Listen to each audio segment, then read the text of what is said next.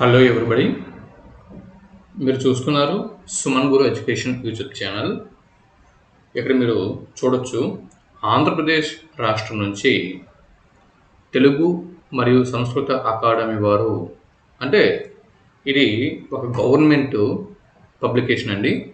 Andhra Pradesh government నుంచి వచ్చినటువంటి తెలుగు మరియు సంస్కృత అకాడమీ అనేటటువంటి ఈ గవర్నమెంట్ పబ్లికేషన్ వారు పోటీ పరీక్షల కోసం కొన్ని పుస్తకాలని వారు రిలీజ్ చేయడం జరిగింది.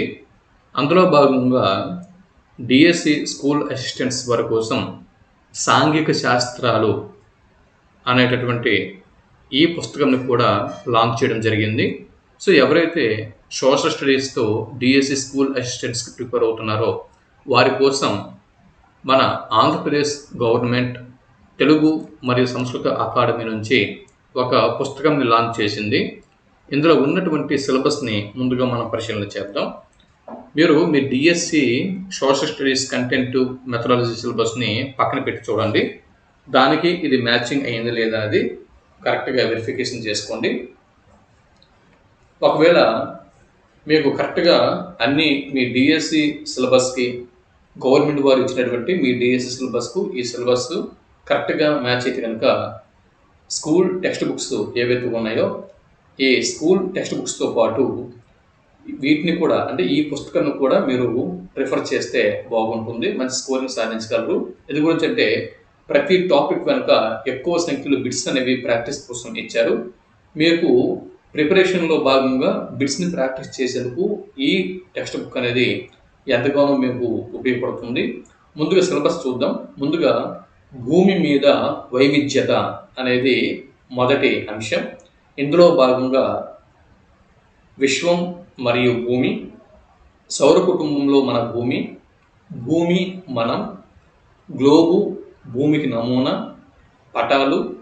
పటాల అధ్యయనం విశ్లేషణ, ఆంధ్రప్రదేశ్ భూస్వరూపాలు, భూమి యొక్క ఆవరణములు, భూస్వరూపాలు, అందులో భాగంగా శిలావరణం, జలావరణం మరియు సముద్ర శాస్త్రం, శీతోష్ణ స్థితి శాస్త్రం, జీవావరణం, అడవులు, భూమి, నేల, నీరు, సహజ వృక్ష సంపద, వన్యప్రాణులు, ఖనిజాలు, శక్తి వనరులు, వ్యవసాయము, భారతదేశం భౌగోళిక స్వరూపాలు, భారతదేశ నైసర్గిక స్వరూపం, భారతదేశ శీతోష్ణ స్థితి, భారతదేశం నదులు, నీటి వనరులు, భారతదేశం నేలలు, భారతదేశం అడవులు, భారతదేశం నీటిపారుదల ప్రాజెక్టులు, భారతదేశం వ్యవసాయము, భారతదేశం ఖనిజ సంపద, భారతదేశం పరిశ్రమలు, భారతదేశం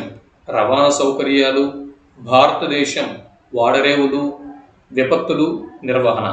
ఈ 30 అంశాలు భూమి మీద వైవిధ్యత అన్న అంశంలో భాగంగా మీకు అందివ్వడం జరిగింది. అంటే ఇంచుమించు 1వ పేజీ నుంచి 253వ పేజీ వరకు ఈ 30 అంశాలని కవర్ చేశారు విత్ ప్రాక్టీస్ బిట్స్. టాపిక్స్తో పాటు ప్రాక్టీస్ బిట్స్ అనేవి కవర్ చేశారు. ఒకసారి మీరు చూడొచ్చు. దాని తర్వాత ఉత్పత్తి, వినిమయం, జీవన ఉపాధి. ఉత్పత్తి, వినిమయం, జీవనోపాధి. ఇందులో భాగంగా ప్రజలు, వలసలు, వనరులు, మానవ వనరులు మరియు వ్యవసాయము, పరిశ్రమలు, చేనేత కార్మికులు, ఇనుమును శుద్ధి చేయువారు, కర్మాగార యజమానులు, మన పరిసరాలలో ఉన్న మార్కెట్లు, రవాణా వ్యవస్థ, అర్థశాస్త్రం, అర్థము, ఆవిర్భావము, నిర్వచనాలు మరియు భావనలు. అంటే అర్థశాస్త్రం యొక్క అర్థము, అర్థశాస్త్రం యొక్క ఆవిర్భావం, అర్థశాస్త్రం యొక్క నిర్వచనాలు మరియు అర్థశాస్త్రము దాని మీద ఉన్నటువంటి భావనలు.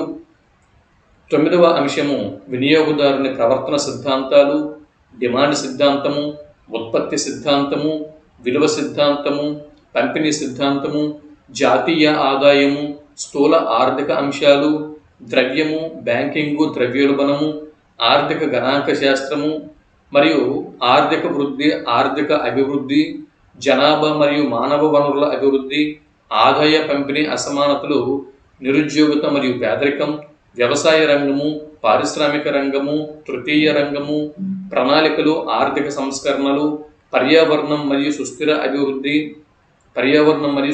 ఆర్థిక అభివృద్ధి, ఆంధ్రప్రదేశ్ ఆర్థిక వ్యవస్థ, ఆర్థిక గణాంక శాస్త్రము, ఈ అంశాలని ఇందులో భాగంగా కవర్ చేయడం జరిగింది. అంటే 254వ పేజీ నుంచి 348వ పేజీ వరకు ఈ అంశాలను కవర్ చేశారు విత్ ప్రాక్టీస్ బిట్స్.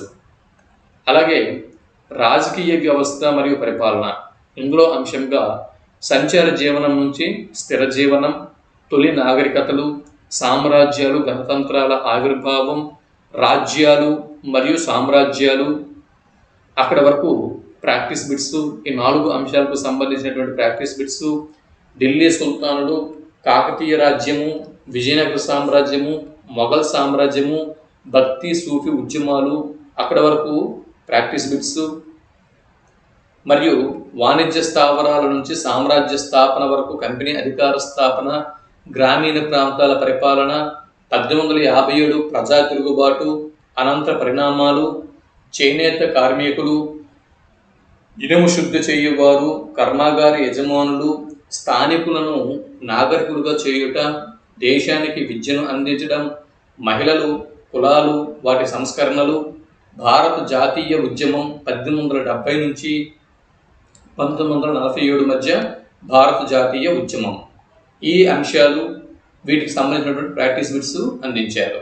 అలాగే యూరప్లో మారుతున్న సాంస్కృతిక సంప్రదాయాలు, క్రీస్తు శకం 1300 నుంచి 1800 వరకు, అలాగే 17-18వ శతాబ్దాలలో ప్రజాస్వామిక జాతీయవాద విప్లవాలు, 19వ శతాబ్దంలో ప్రజాస్వామిక జాతీయవాద విప్లవాలు, పారిశ్రామికీకరణ, సామాజిక మార్పులు, లాటిన్ అమెరికా, ఆసియా, ఆఫ్రికాలలో వలసవాదం, వాటికి సంబంధించినటువంటి ప్రాక్టీస్ బిట్స్. వీటిని ఇక్కడ మీరు చూడొచ్చు. ఇకపోతే ప్రపంచ యుద్ధాల మధ్య ప్రపంచము 1900వ సంవత్సరం నుంచి 1950వ సంవత్సరం వరకు, భాగం 1, భాగం 2, వలస పాలిత ప్రాంతాలలో జాతి విముక్తి ఉద్యమాలు, ప్రపంచ యుద్ధాల తర్వాత ప్రపంచము మరియు భారతదేశం, దాని పొరుగు దేశాలు, సమకాలీన సామాజిక ఉద్యమాలు, భారతదేశ జాతీయ ఉద్యమం, దేశ విభజన, స్వాతంత్ర్యం, 1939 నుంచి 1947 వరకు జరిగినటువంటి పరిణామాలు, అటవీ సమాజం, వలసవాదం, ఆధునిక ప్రపంచంలో పశు పోషకులు, ఈ అంశాలు వీటికి సంబంధించినటువంటి అదనపు సమాచారం మరియు ప్రాక్టీస్ బిట్స్ని వీటిని అందించారు. ఈ విధంగా 600 పేజీ వరకు వీటిని మీరు చూడొచ్చు.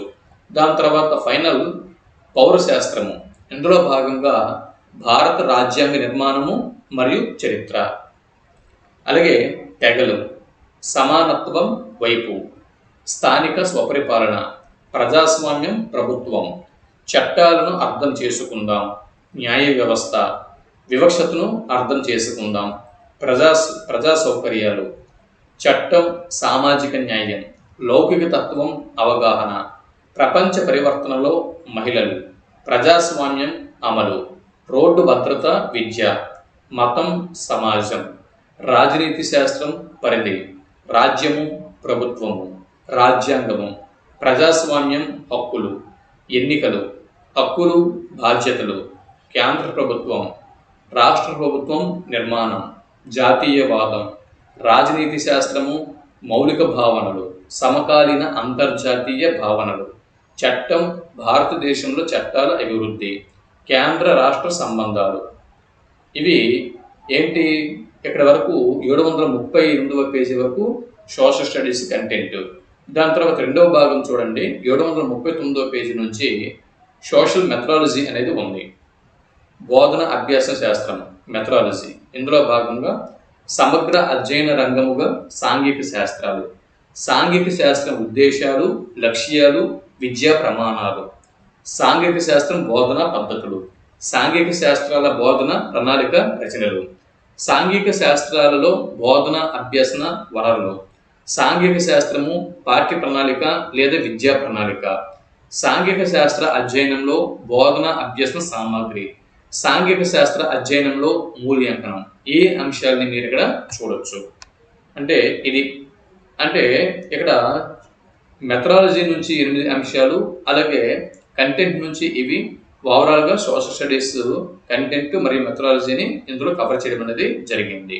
కాబట్టి అంటే నేను చెప్పేది ఏంటంటే, మీరు ఏదైతే థర్డ్ క్లాస్ నుంచి ఇంటర్మీడియట్ వరకు ఉన్నటువంటి ఆయా తరగతి పాఠ్య పుస్తకాలని ప్రిపేర్ అవుతూ ఉంటారో వాటితో పాటు ఈ పుస్తకం కూడా మీరు ప్రిపేర్ అయినట్లయితే మీరు చక్కగా సబ్జెక్ట్ని ఆకలింపు చేసుకోవడమే కాకుండా తొందరగా సిలబస్ని కవర్ చేయగలరు. అలాగే ఎక్కువగా ప్రాక్టీస్ బిట్స్ అనేవి మీరు కవర్ చేయగలరు. ప్రతి లెసన్ కనుక ప్రాక్టీస్ బిట్స్ అనేవి ఎక్కువగా ఉన్నాయి.